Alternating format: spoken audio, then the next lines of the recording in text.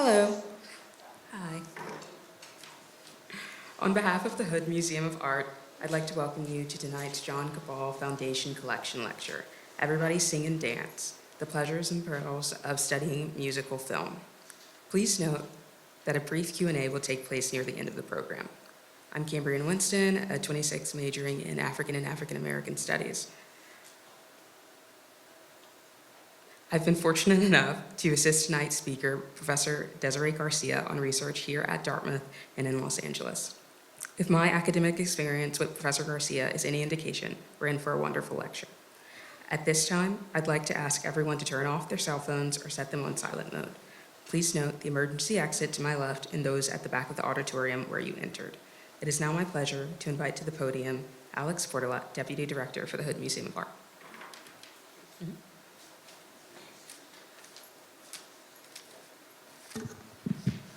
Hey everyone, thank you for that brief introduction. I'm Alex Borla, I'm the Deputy Director here at the Hood. I want to welcome you all tonight to what I'm sure will be a wonderful lecture. This is our John Kobal Foundation Collection Lecture. So here at the Hood is our practice whenever we gather to acknowledge the history of the land upon which we stand and its original occupants, as well as those among us descended from them. The Hood Museum of Art at Dartmouth is situated upon the ancestral and unceded lands of the Abenaki people. This acknowledgement reminds us of the significance of place, the continued existence of Indigenous people, and the museum's and Dartmouth's commitment to building respectful relationships with those who call these lands home today. We say these words knowing they are meaningful only when they are reflected in our actions. I also want to say that the Hood is the proud steward of the John Kobal Foundation's Hollywood Photograph Archive, a collection of over 6,000 photographic prints and other media that together constitute a truly amazing resource for the study of cinematic history in this country. We have one of our own, Robert Dance, class of 1977, to thank for his pivotal role in bringing the collection to Dartmouth in 2021. And we're also very grateful for support from the John Kobal Foundation for the annual series of talks we organize on the collection in Hollywood history. So thank you. Thank you indeed. I'd like at this point to turn things over to the Hood's Associate Curator of Photography, Elisa Swindell, to introduce our speaker for this evening.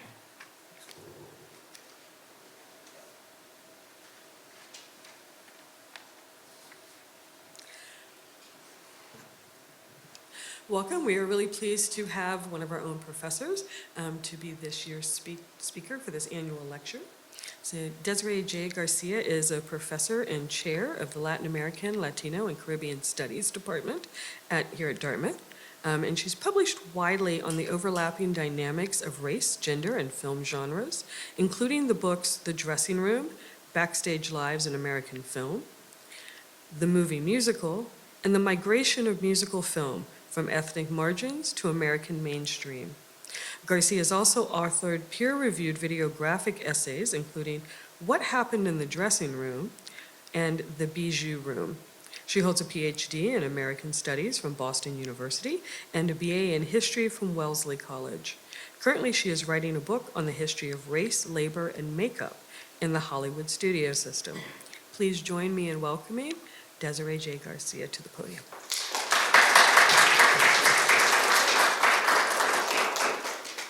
Hi, everyone. Thank you so much for being here. I think we're okay for now. Oh. Or this. I am going to wear my glasses because I'm getting old. So I do want to thank the staff of the Hood Museum for inviting me to give this wonderful talk. Thanks to Cam for being here and working the room for us later. And then also thanks to the audience. I know there's a lot going on right now across campus, and so I'm thrilled that you're here.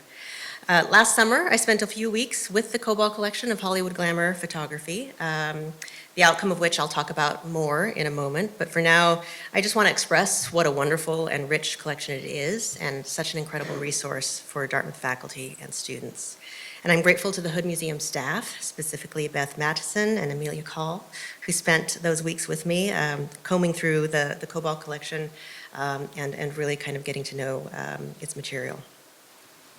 So I've spent my career thinking and writing about musical film, Contrary to the message that journalists like to circulate every year, it seems, the musical never died or went away, setting the stage for a musical film comeback with the latest installment of Wicked or a prequel to Willy Wonka and the Chocolate Factory. As I tell journalists every year, since the genre's inception in the late 1920s, with the coming of sound to film, the musical has been persistently made by a diverse group of filmmakers and enjoyed by audiences around the world. And I think one reason for this is that it is primarily a genre about people. All kinds of people who overcome their differences as individuals and come together in music and movement, song and dance. It's a pro-social genre that uses song and dance to elevate audiences to an alternate plane of reality, one that responds to that which is lacking in our real lives, and demonstrates how collaboration and collectivity can overcome or mitigate feelings of social isolation, obsolescence, and obscurity. Through its history, the musical has achieved this in a variety of ways. People come together in formations. Formations.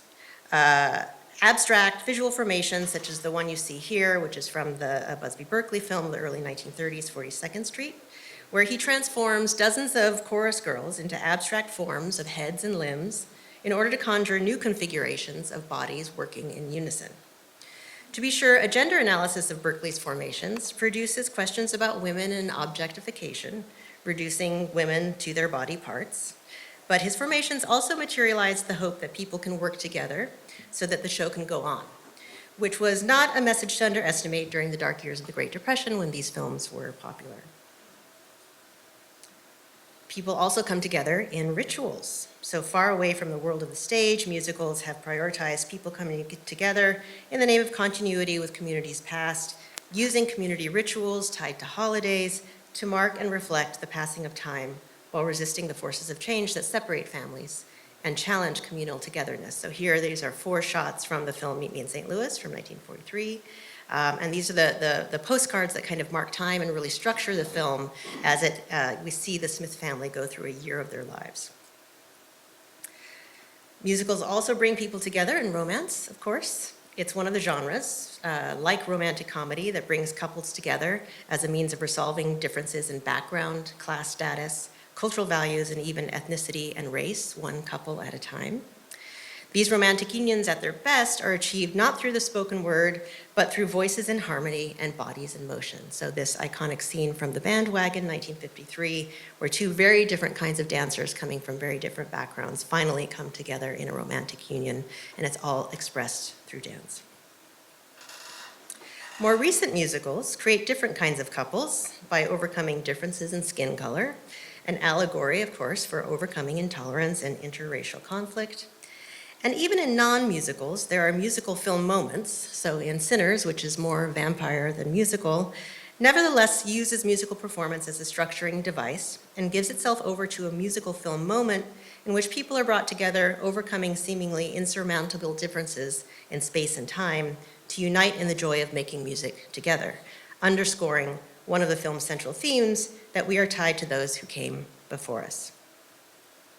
So I titled this talk The Pleasures and Perils of Studying Musical Film because while film scholars, and myself included, have acknowledged the rich complexity of the genre as a cultural form, it still suffers a good amount from critique and dismissal. Is it just entertainment? Isn't it just escapism? It's been maligned by audience and critics since the beginning in the late 1920s and early 1930s. So famously, the film critic Andrew Sarris in the 1970s said that the musical film was the slayer of silent cinema, right? The idea being that the coming of sound hobbled the artistic creativity of filmmakers, rendering cameras immobile and encouraging the production of commercial-driven films that featured contemporary musical and dance fads pulled from Broadway. And silent cinema had really been art, whereas musical cinema was just entertainment. Fast forward to the 1960s, when the musical was blamed for the decline of the Hollywood studios. The Sound of Music, produced in 1965, was a massive box office hit, really the first blockbuster in Hollywood, not to be displaced until Jaws 10 years later. When other studios and 20th Century Fox, which had made Sound of Music, wanted to replicate that success and started making a bunch of musicals and really putting a lot of money into them, they didn't make back really a profit.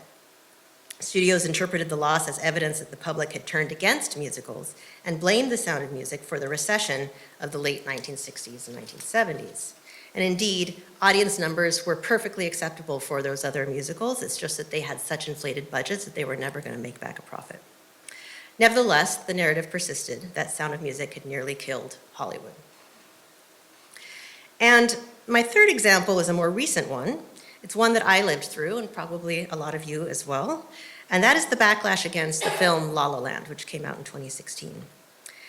So I really consider this a flashpoint in the history of musical film, and one that is useful to reflect upon in order to understand how musicals can be dismissed as escapist while at the same time inspire conversations about the society we live in, our values, and our politics.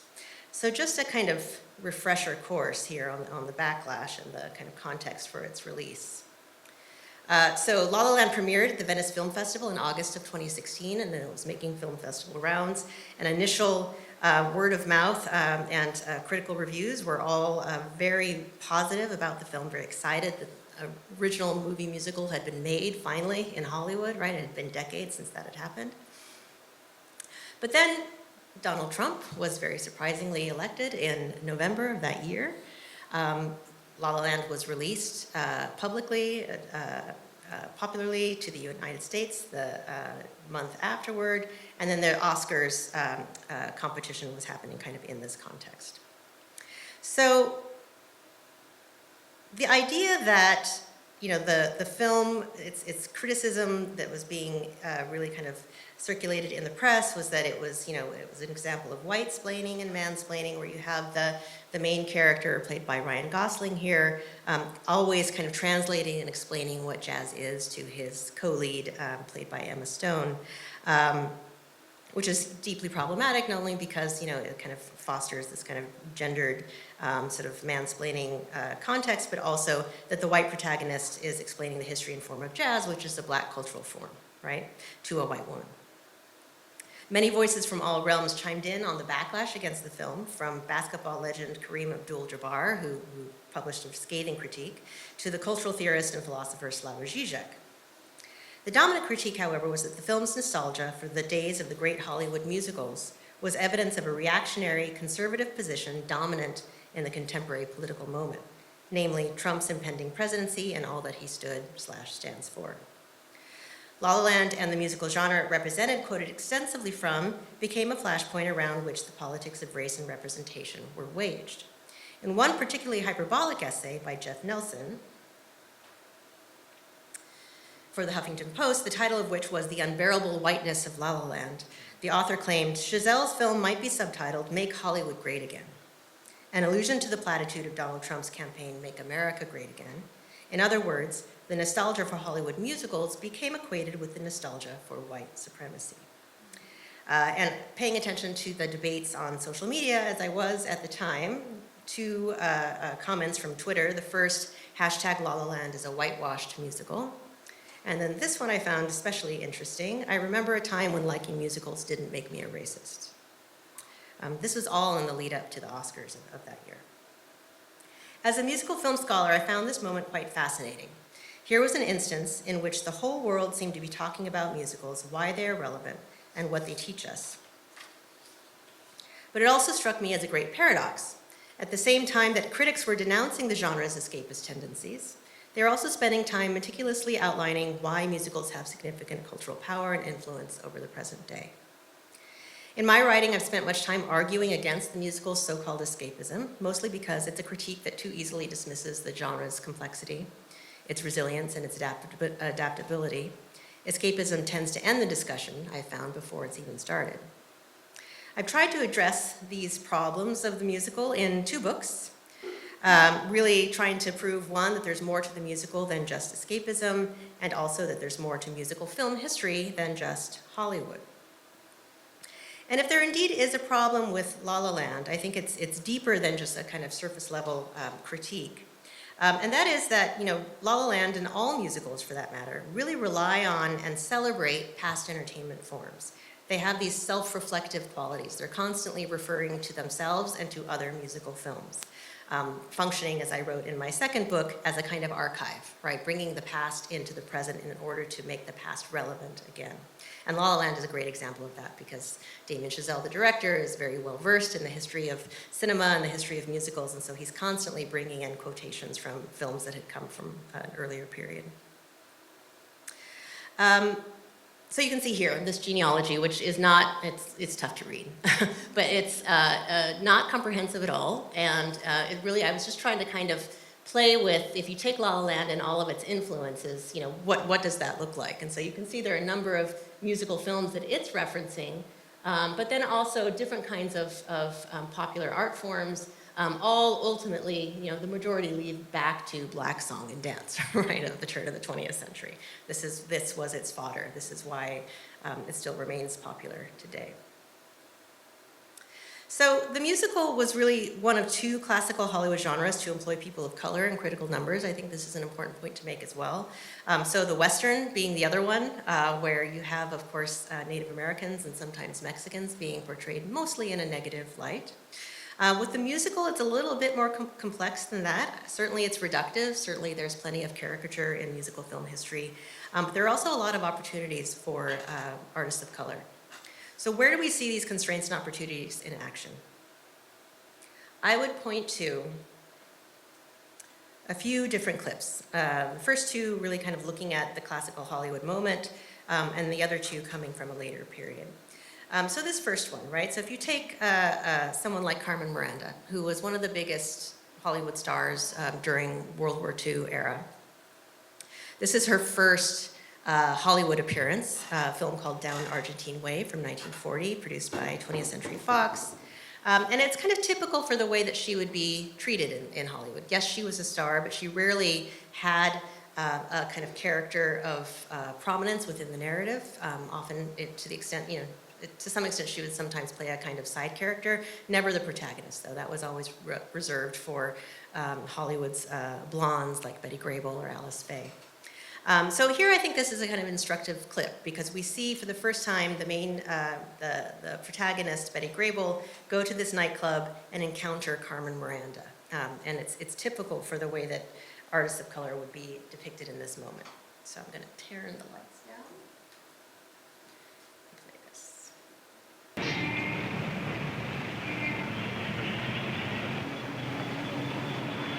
Senorita, this spot is the ultimate. Since Carmen Miranda came here, nobody can get in. You're sure you can get us a table? But absolutely. The head waiter is my ex-brother-in-law. Ever since my sister left him for Anastasia, he has been so grateful that he will do anything for me. Permisi? I beg your pardon. Permisi, senor. I beg your pardon.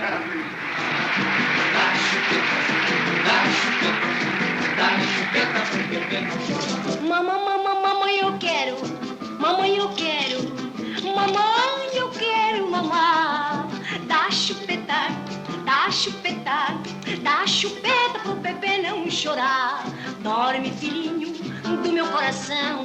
Pega a mamadeira e vem entrar no meu cordão. Que eu tenho uma irmã que é fenomenal. Ela é da bossa e o marido é um boçal. Mamãe, eu quero. Mamãe, eu quero. Mamãe, eu quero mamar. Dá chupeta, dá chupeta, dá chupeta pro bebê não chorar. Mamãe, eu quero. Mamãe, eu quero. Mamãe, eu quero mamar. Dá chupeta, dá chupeta, dá chupeta pro bebê não chorar. E eu olho as pequenas, mas daquele jeito. Tenho muita pena não ser criança de peito. E eu tenho uma irmã que se chama Ana. De piscar o olho já ficou sem a vista. Não, mamãe, eu quero. Ai, mamãe, eu quero. Mamãe, eu quero mamar. Dá chupeta, dá chupeta, dá chupeta pro bebê não chorar. Mamãe, eu quero. Mamãe, eu quero. Mamãe, eu quero mamar. Dá chupeta, dá chupeta, dá chupeta pro bebê não chorar. Mamãe, eu quero. mamãe eu quero, mamãe eu quero mamar. Dá chupeta, dá chupeta, dá chupeta pro pequeno Zé. Dá chupeta, dá chupeta, dá chupeta pro pequeno Zé.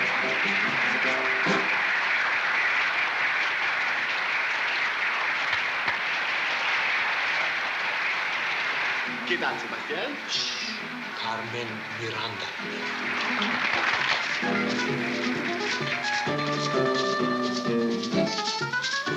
Iolho bambu de bambu, bambu, bambu. Iolho bambu de bambu, bambu, lelê. Iolho bambu de bambu, bambu, lá. Eu quero ver dizer 3 vezes bambu, lé, bambu, lá, lá, bambu. Vai bambu de bambu, bambu, bambu. Vai bambu de bambu, bambu, lelê. Vai bambu de bambu, bambu, lá. Quero ver seus deveres, bambu, lé, bambu, lá. Fui a um banquete na casa do Zé Pequena, a mesa tava no cereiro pra todo mundo caber. Tinha de toda a qualidade de Itália, tinha mais homem que mulher, mas só não tinha que comer bambu. E olha o bambu de bambu, bambu, bambu. E olha o bambu de bambu, bambu, lelê. E olha o bambu de bambu, bambu, lá, lá. Eu quero ver dizer 3 vezes bambu, lé, bambu, lá, lá, bambu. Vai bambu de bambu, bambu, bambu. Vai bambu de bambu, bambu, lelê. Vai bambu de bambu, bambu, lá. Quero ver seus deveres, bambu, lé, bambu, lá. No tabanquete de cujo referido, mulher que tinha marido não passou aperto não. Coisa danada para não morrer de fome, cada como que seu homem não tiver indigestão bambu. E olha o bambu de bambu, bambu, bambu. E olha o bambu de bambu, bambu, lelê. E olha o bambu de bambu, bambu, lá, lá. Eu quero ver dizer 3 vezes bambu, lé, bambu, lá, lá, bambu. Vai bambu de bambu, bambu, bambu. Vai bambu de bambu, bambu, lelê. Vai bambu de bambu, bambu, lá. Quero ver seus deveres, bambu, lé, bambu, lá.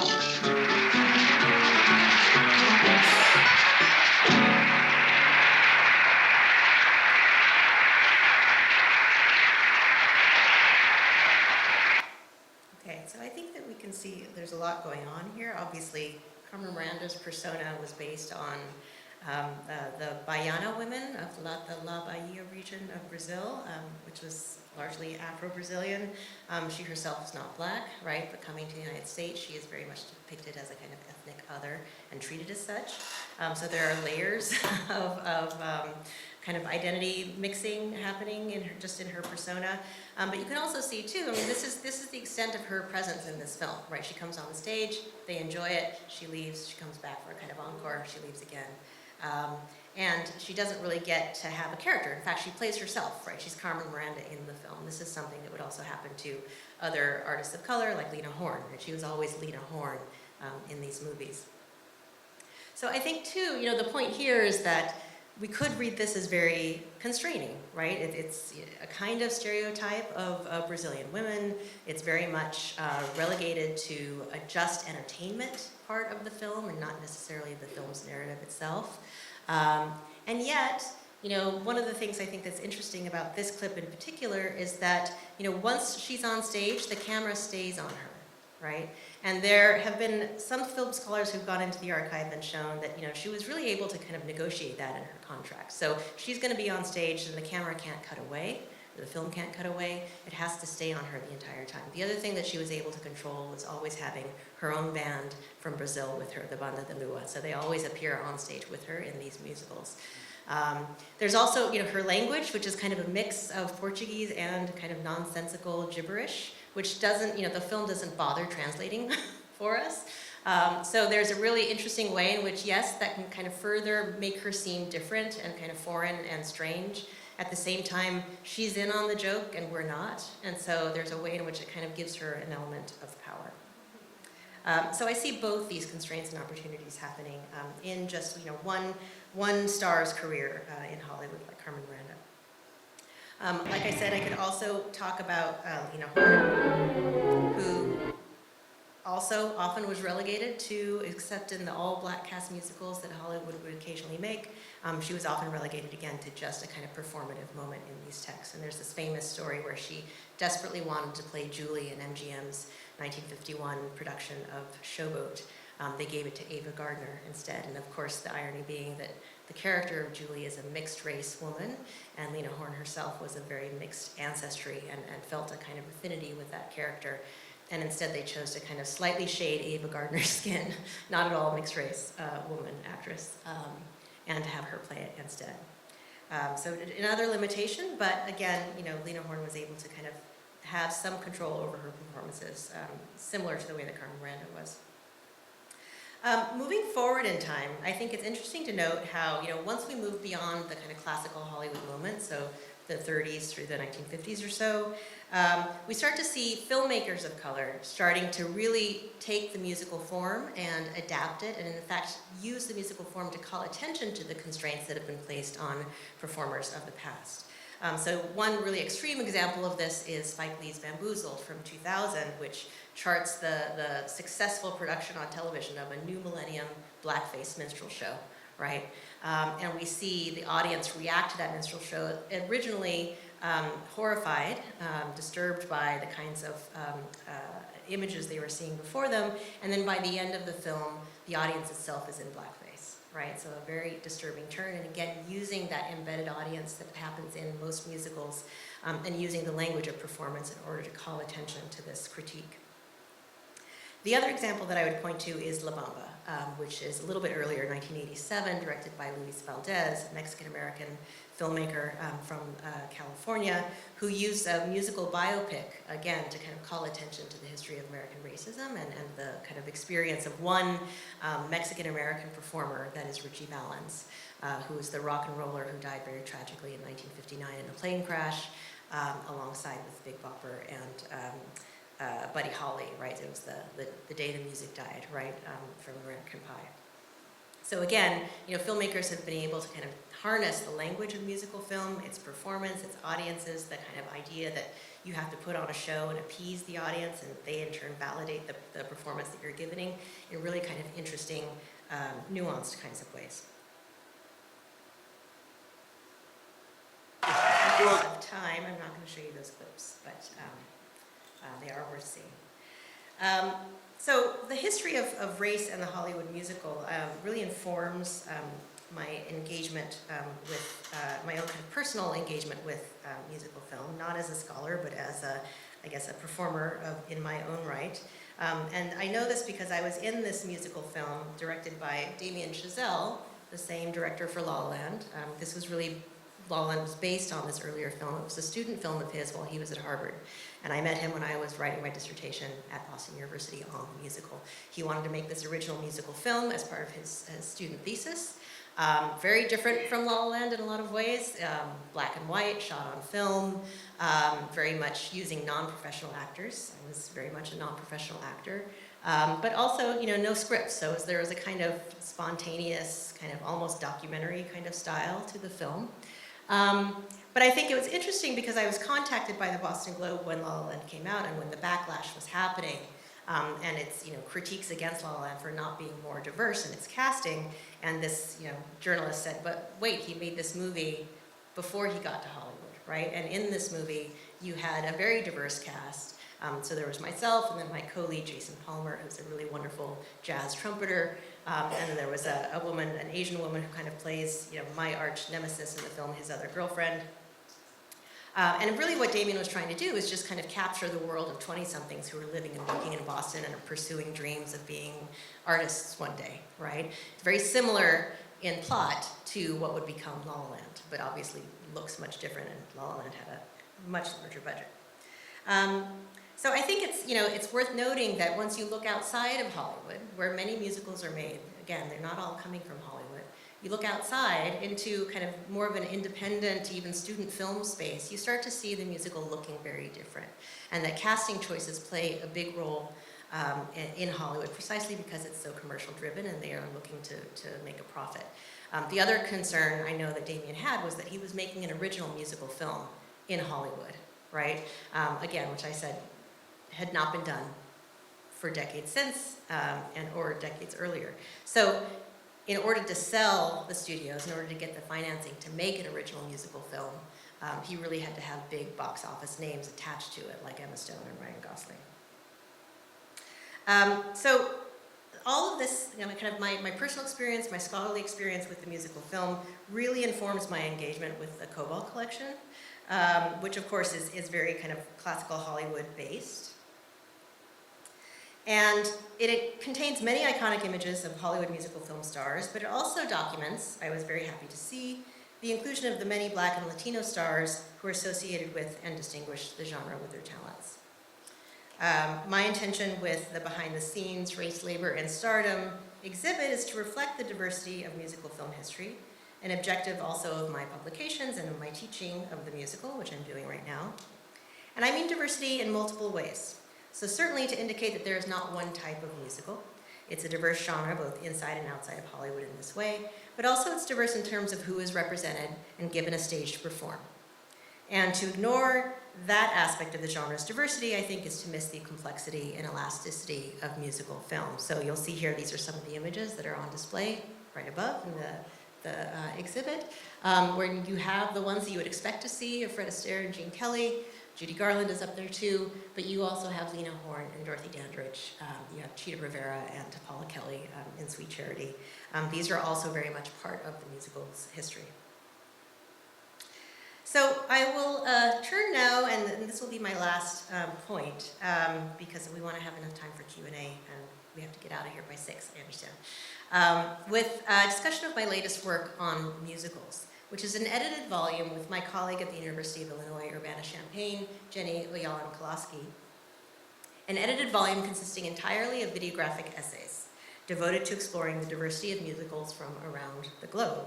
So there are chapters on Japanese musicals, Mexican musicals, French musicals, English musicals, really it runs the gamut. I'm very proud of it.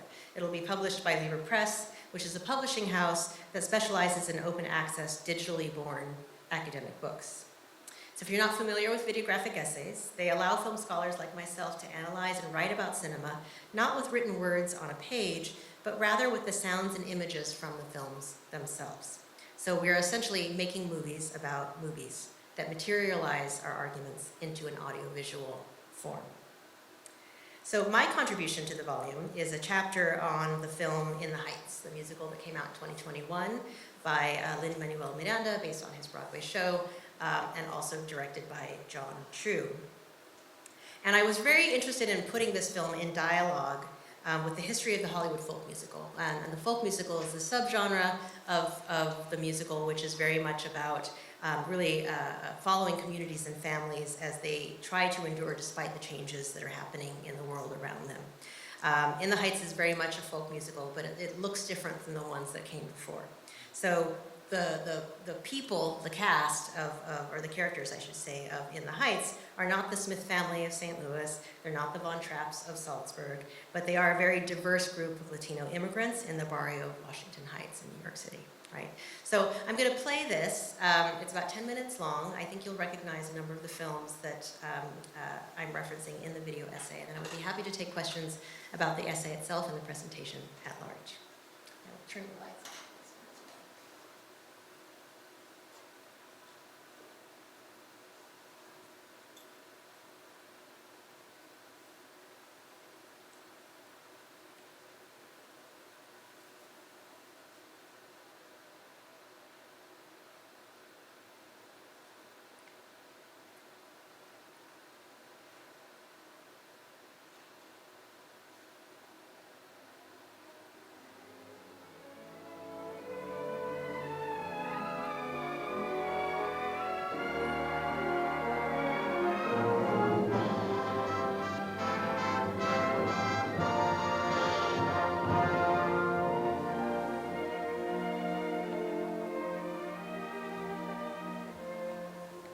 Our town isn't found on the map, though we're part of Connecticut.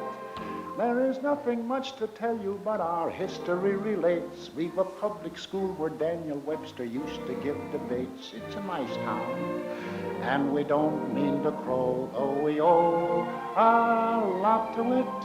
There was nothing ever done to ever carry off a crown. No one ever won very much renown, but it's our hometown.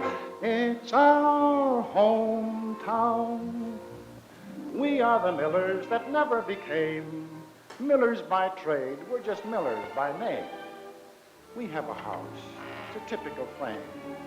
Life is routine. Every day is the same. Oye, oye, oye. The streets were made of music.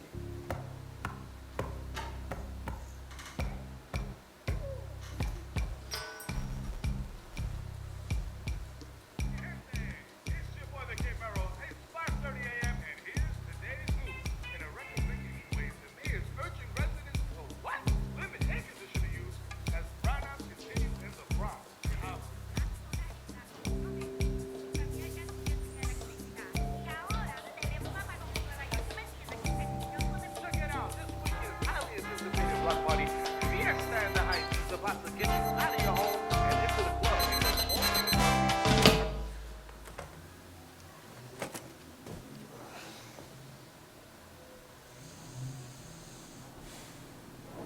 lights up on Washington Heights. Up at the break of day, I wake up and I got this little punk I gotta chase away. Pop the brake at the crack of dawn, sing while I wipe down the awning. Hey, y'all, good morning. Ice cold piragua, palcha, china, cherry, strawberry, and just for today, I got my mate. Oye, piragüero, ¿cómo estás? Como siempre, señor Usnavi. Ice cold piragua, palcha.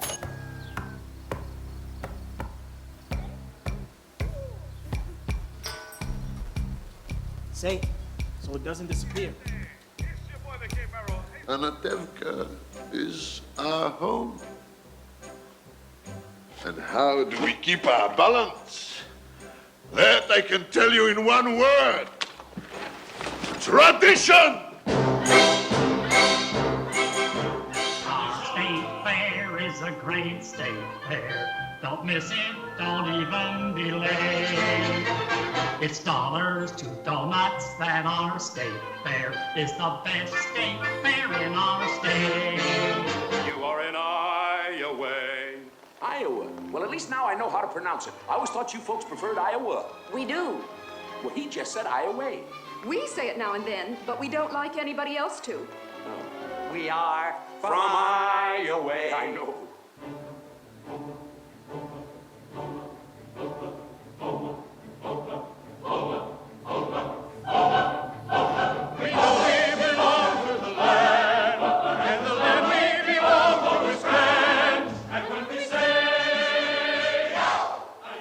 Say, so it doesn't disappear. Washington Heights. Oye, oye, oye. I am Usnavi, and you probably never heard my name. Reports of my fame are greatly exaggerated, exacerbated by the fact that my syntax is highly complicated, because I immigrated from the single greatest little place in the Caribbean, Dominican Republic. I love it. Jesus, I'm jealous of it. And beyond that, ever since my folks passed on, I haven't gone back. God damn, I gotta get on that.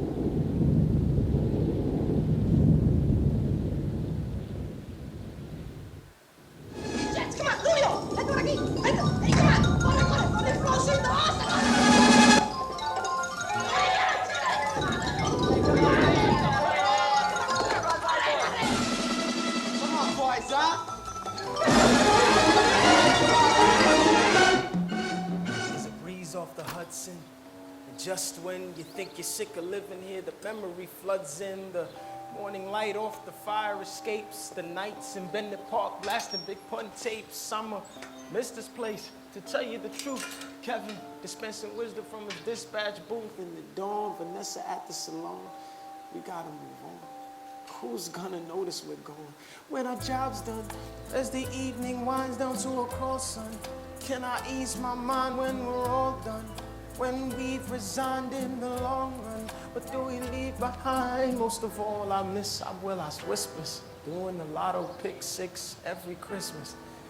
5 years when this whole city's rich folks and hipsters. Who's gonna miss this raggedy little business?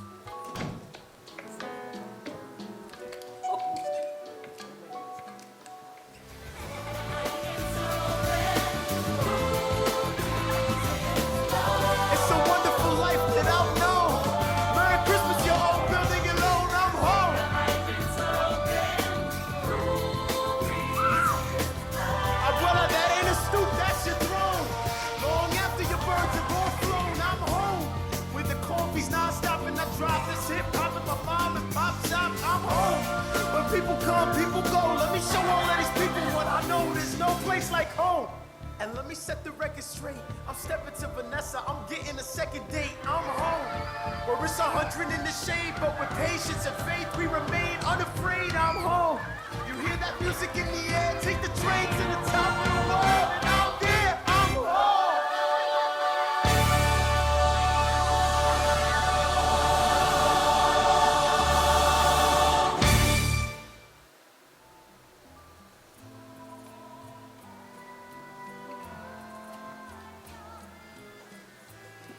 Thank you. Questions, please?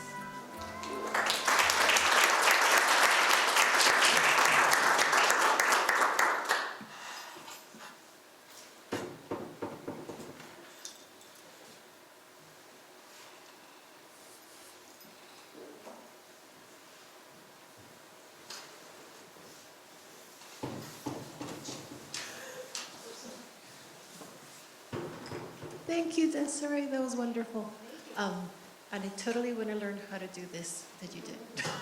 I have a question, but it's not very well formulated yet. It's just, I kept thinking as I was watching these images, and this is probably more your opinion, what is it that Lin-Manuel Miranda was able to do that somebody like Luis Valdez was not able to do with Zoot Suit?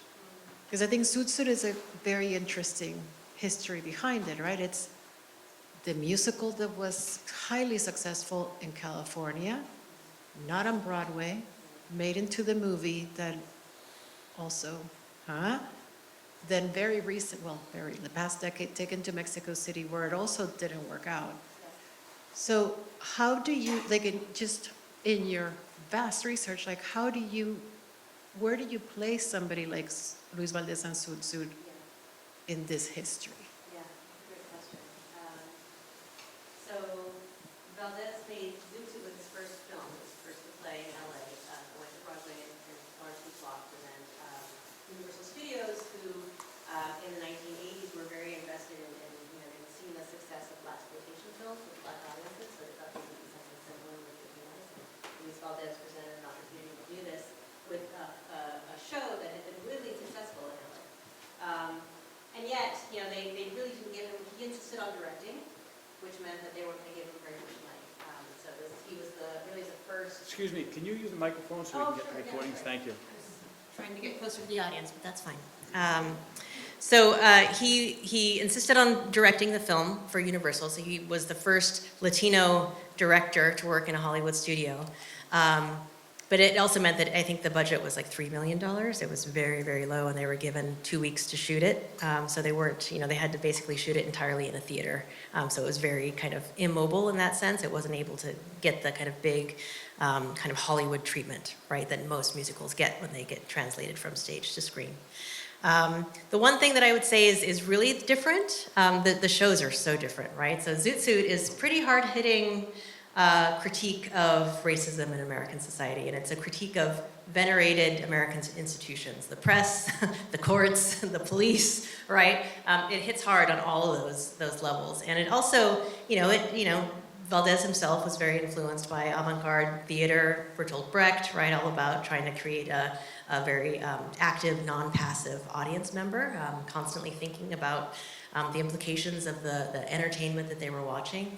And so, it's a very kind of experimental narrative. There's a lot of kind of in and out of what we'd say the diegesis, so the world of the film.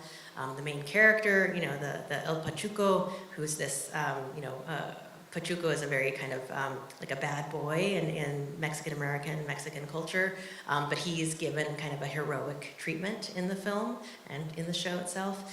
So it's just very political, and I think it's not a kind of mainstream musical as audiences were expecting in the early 1980s. Whereas in the Heights, being a folk musical, it's not about conflict, it's not about racial conflict per se. It's more about gentrification and the changing of a neighborhood that happens, and the kind of separation that happens in the community as a result, right? But ultimately, it's a celebration of the community. It comes back together in the end, despite all of the stress against it. But it doesn't do anything as hard-hitting as, attacking police and the courts and such. I think, too, it had been very successful on Broadway, and that was very convincing to Hollywood producers, and were allowed to kind of put some money behind it. John Chu's attachment to it, too, Crazy Rich Asians had done really well, so he was a kind of name director who, paired with Miranda, could give it this big treatment with a much larger budget than Zoot Suit had. So, yeah, very different productions in that way.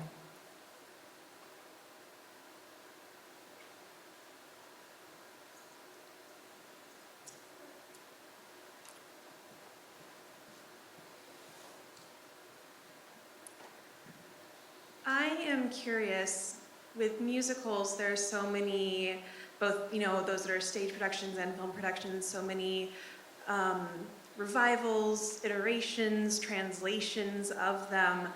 How much you see kind of musicals and the direction that it's taken as looking back at its own history to address past challenges, past conflicts, I guess you could say, in a way that's really kind of pointed at a new translation. I'm thinking, so I'm a child of the 90s, right? And so you had, the musical Cinderella that was, on TV with Brandy, like where do we see the musical as a way to translate and kind of flip the script in some ways, I guess? In remakes. Specifically, one thing I would point to is Steven Spielberg's remake of West Side Story, right? West Side Story, the original film, being really kind of exceptional in a lot of ways. We can, of course, there are lots of ways. It's tough to teach it now, that original, because accepting Natalie Wood as a Puerto Rican is difficult for most students, and should be probably. But it's also really important to communicate the extent to which that was really an exceptional film, an exceptional musical for the time, an exceptional treatment of race relations from Hollywood, right? Hollywood's just kind of coming out of its social problem film era, where it's tackling issues of race and intolerance. But it's a folk musical that is not allowing everything to come out okay in the end. There's no resolution, right? It's a tragedy, right? Of course, it's based on Shakespeare's Romeo and Juliet, so people die, there's lots of violence, right? Not something audiences were typically associating with musicals at that time. I think Spielberg's remake is a kind of very earnest, as Spielberg likes to be, very earnest attempt to redress the problems of the original. meaning mostly the casting issues, I think was what he was very concerned about. You know, he did go to a university in Puerto Rico with his head writer ahead of making the film and tried to kind of reach out to actual Puerto Ricans, right? But then surveying the Puerto Ricans who were approached, they said, you know, they didn't take any of our ideas, or they didn't listen to us at all. What, you know, they always had the kind of idea of what they wanted up on the screen, and that's what manifested, right? So there was a kind of, I think you can say, knee-jerk liberal kind of intent behind the remake. I think it was really Spielberg's desire to remake what was originally a really phenomenal work of cinematic art, right? And in the end, I mean, I don't think it should have been made. It didn't need to be made. And the kind of quote-unquote kind of casting corrections that it made were not so effective as to kind of provide validation for its existence, I think, frankly. The Tony character is an upgrade from the original, I will say.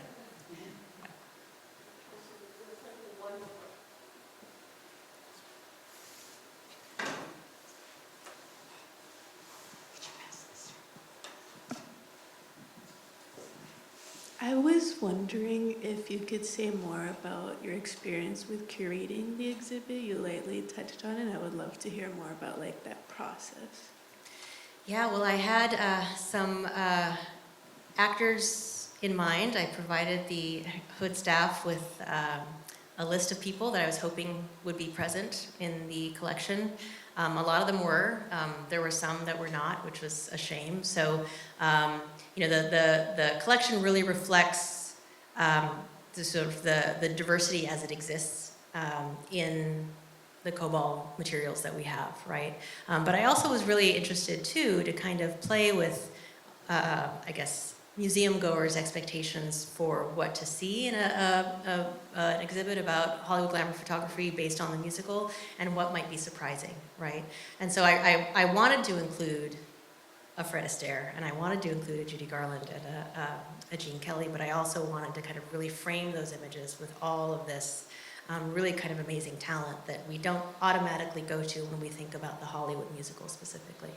So we just sat and looked at photo. There's a lot of unprocessed material too, so we didn't know what would be in some of the boxes, and there were a lot of fun surprises that came along with it. So it was a really wonderful experience.